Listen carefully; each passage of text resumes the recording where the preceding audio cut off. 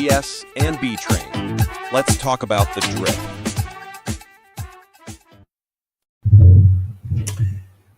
Hello, guys, and welcome to BS and B Train for week 2. This is where we talk about math and fashion, two topics that I am authoritatively good to discuss. So, without further ado, we'll keep it short. First thing I want to talk about is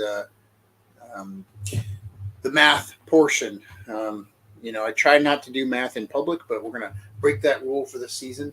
What I've got up on the screen, if you're watching, is a thread that I tweeted out recently, and it's one that I'm going to keep going throughout the season. If you follow us on BS&B Your Media, you should be able to see this. But what this is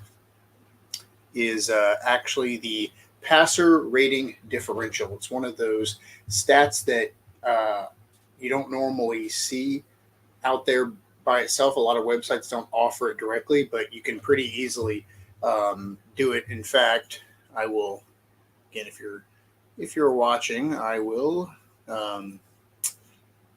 shoot 1 second. I will show it to you, my math here. And there it is. What I do is I take a team's offensive passer rating, which includes all passers, not just the starting quarterback. For example, the Saints have had Jake Haener come in for a few snaps. It didn't make a big difference, but just to show you that we're looking at everything here. And then also I take their defensive passer rating allowed, and then the output there is what their overall pass rating differential is. So for a team like the Saints, they played the Panthers in week 1, which is going to massively skew the stats, but the differential for the Cowboys game was also pretty good. So right now they are sitting at the top with a differential of 83, and then at the bottom you have the Panthers, who are about 100 points lower at negative 80.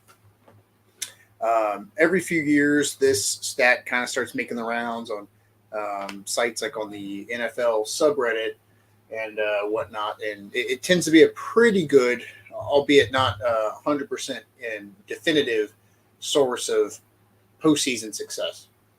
So there's been plenty of years before where you'll see that the top 2 passer rating differentials are the teams represented in the Super Bowl. You can check my math if you want, if you go on that thread. I also reference a Sports Illustrated article that talked about it a long time ago, and you can see that other people have been looking at this as well. But for right now, I like what I'm seeing as a Saints fan, but for anyone else, I think that this is pretty interesting information too. You've got the Saints at the top of 83, Buccaneers at 56.8, Bills just beneath them, then the Vikings and the Steelers. Interestingly enough, for Saints fans, is that the next 2 teams they play are the Eagles and the Falcons. And actually, the Eagles are negative 13. Falcons are just barely in the negative there. So if you look at that as a primary metric of success, they're looking pretty good. Again, it's going to even out as the season goes on. It's a very small sample size right now. And you'll have some teams where you see like the Chiefs are negative 4.9. And, obviously I have no doubt that the Chiefs are going to be a successful team this year. Super Bowl contender, as always, definitely going to the playoffs. So we'll see, give it more of the season and more data to put in there. And it could end up looking different. But I hope you guys enjoy that. If you have any commentary on that, just, again, visit the thread. It's reposted on our BS and Beer Media, and, interact or just take a look and let me know what you think. Now, without further ado, what you all really came here for was to talk about how good some of these teams look in their uniforms. So we are going to start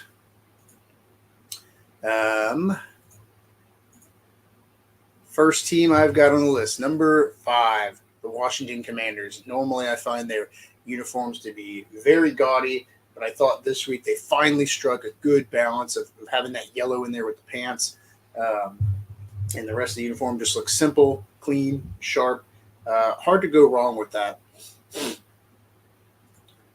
Number 4, the New Orleans Saints. Again, I'm biased, but I couldn't include them in the first week for that blackout look, and then not include them on this week too. And it's, the proof is right there on the scoreboard. When you look good, you play good, everyone respects them. I think that's just a classic look, and you're probably going to keep seeing that a lot through the season. Number 3, the New York Jets. They got a lot of attention this whole season with Rodgers, maybe not as much as last year, but with their recent redesign, they've been able to highlight these very simple threads to a pretty big extent. I think they look great. I think the helmet looks clean. The shoulder stripes, I think, look good as well. And I think that's just a good performance uniform right there. Coming in at number 2, Los Angeles Chargers. Some of you may have heard me say this before, but I do think that in general, powder blue is a little overdone out there across sports leagues, but they've been doing it for a long time, so they have a valid claim to it.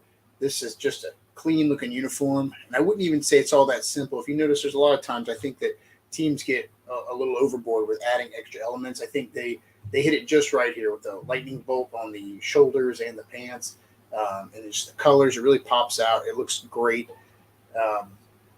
And again, this is something they posted officially on their social media. They're going to continue to make this list, I think, every week. And for the top of my list, the number 1 fashion contender this week was Thursday Night Football, the Miami Dolphins throwbacks. Again, I love throwbacks. So if a team has a nice, clean-looking throwback, you're going to see it on the list. It's going to come up regularly.